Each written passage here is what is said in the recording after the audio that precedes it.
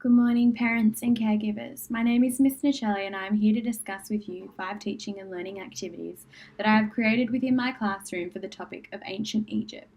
These strategies I'm going to discuss will be emphasis on parent and carer engagement and community involvement within the student studies, explain relevant issues and strategies that support safe and responsible and ethical use of ICT and learning and teaching, and provide you with a critically informed evidence approach for supporting ICT learning and teaching within my subject area of history.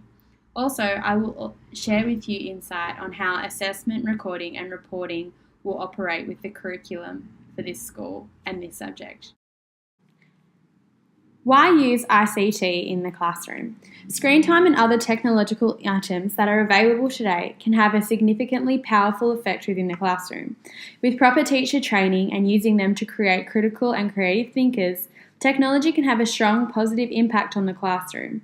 Some of the positive effects of using ICT can be a modern and efficient learning environment, creating an awareness for smart and safe technology using inside and outside the classroom, a social platform in a professional manner between teacher and student, and relevant skills for the workforce, employment field, and higher study. First, we'll discuss the first strategy that we will use for ICT within our classroom, ICT and revision. Revision is a common and purposeful teaching strategy which allows reinforcement of information that has been delivered to the class. Using ICT for revision can be a powerful tool because students can practice the revision at home. When exams and testing come around, a teacher is not readily available to facilitate revision activities when the students are studying during out-of-school hours. So how can we equip the students with fun, effective, and professional tools to study at home? To represent what this strategy might look like within a classroom, I'll explain to you an example that has been used in our ancient Egypt syllabus. Kahoot! Kahoot is a game-based learning and trivia platform used in classrooms, offices, and social settings. Kahoot is an effective revision tool as teachers can create online quizzes that the students can access at home. Students can also create their own quizzes on the topic and test their family members, a key for parent and carer involvement. This can be a fun and effective study tool that allows the textbook to be put away and also allows the way to create an effective learning platform. Kahoot has been proven to be an effective tool for many classrooms and can create an exciting atmosphere for learning. The second teaching strategy is student-centered learning. I will briefly explain what this is. Student-centered learning focuses on sharing the power of teaching and providing tools and learning ideas that allow students to teach each other. Student-centered classrooms involve students in planning, implementation, and assessment. Involving the learners in these decisions will place more work on them, which can be a good thing. Teachers must become comfortable with changing their leadership style from directive to consultative, from do as I say to based on your needs, let's co-develop and implement a plan of action. Lucas 2018. So how can ICT help student-centered learning? Let's have a look at an example from the ancient Egypt syllabus again. Task for student-centered learning. Have students make a video on the class's iPads and using iMovie, create a video on mummification and funerary customs for ancient Egyptians. They can choose to make their own mummy, act it out, narrate it. They can do it however they choose. They might go outside the classroom as well for these tasks. They can add music, special effects, but it must be historically accurate. The video will be submitted into the class Google Drive. An assessment task outline is provided to the students with certain elements they must include in their overall presentation of the video. Here we see that students become their own teachers and foster independent study amongst themselves, which create key skills for higher education. So how is this effective? Students are able to work with other classmates to complete a task. It's similar to a workplace situation where we're required to work with other people. Students become the teachers in order to complete this task, which fosters and allows independence, a valuable skill for the future. Students also learn to creatively and critically think whilst using ICT. This task that allows them to use ICT in an effective and positive way whilst fostering an independence towards task completion. The third strategy is independent research. A vast amount of higher education is based upon independent research. If a student was to attend a university or college, they are expected to carry out their own independent study throughout their course. Developing these skills within their school can be incredibly beneficial for students towards their future of higher education. Within the syllabus of ancient Egypt, a culture of independent research is maintained throughout. Students are continually asked to break into groups and create work based on their own research.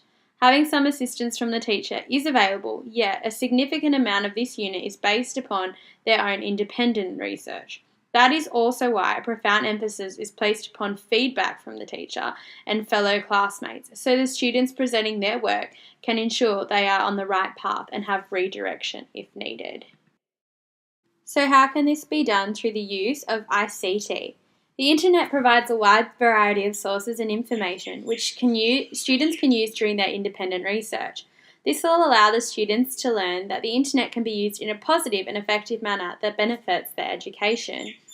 Using ebooks, JSTOR or EBSCO are just 3 examples of sites which allow students to access information and journal articles for their work.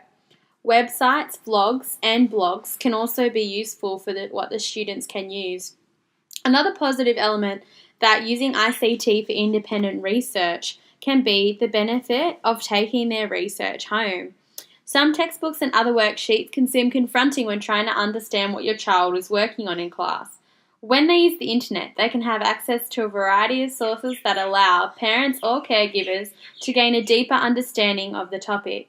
The home will become a place for independent study and sharing of knowledge.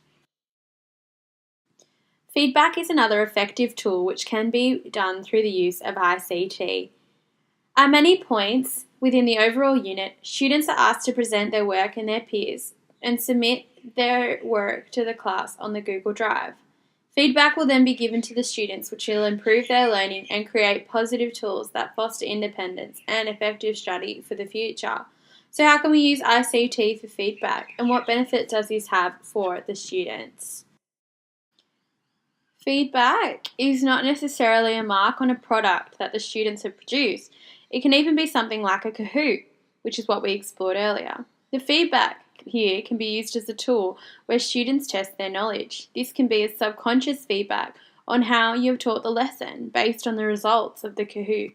You can also see where students need extra work and help.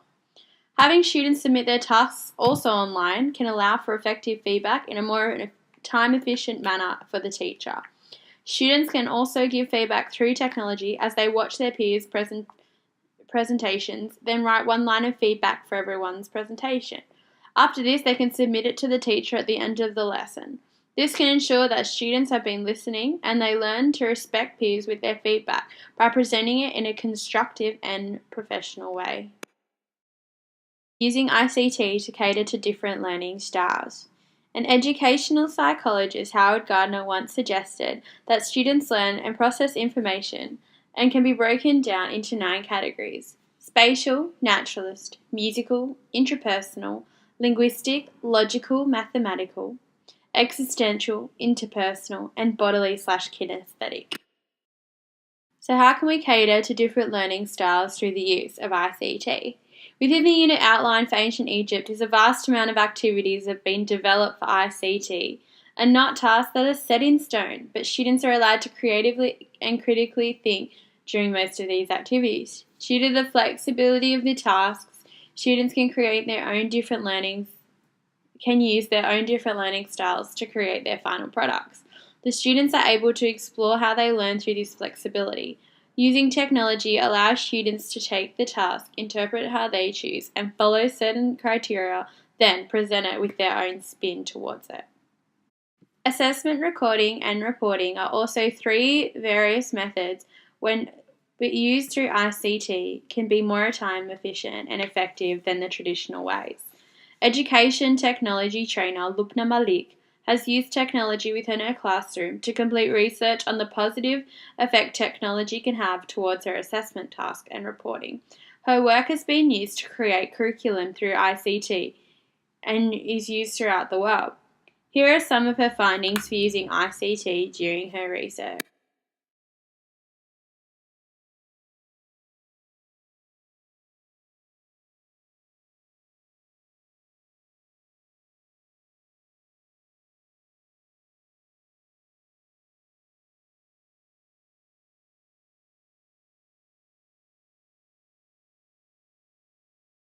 Finally, how does recording work? Recording, using ICT for record keeping becomes more manageable for the teacher, collecting work from the students through having them submit their tasks online to the teacher's Google Drive ensures a paper-free, time-efficient way to record their progress.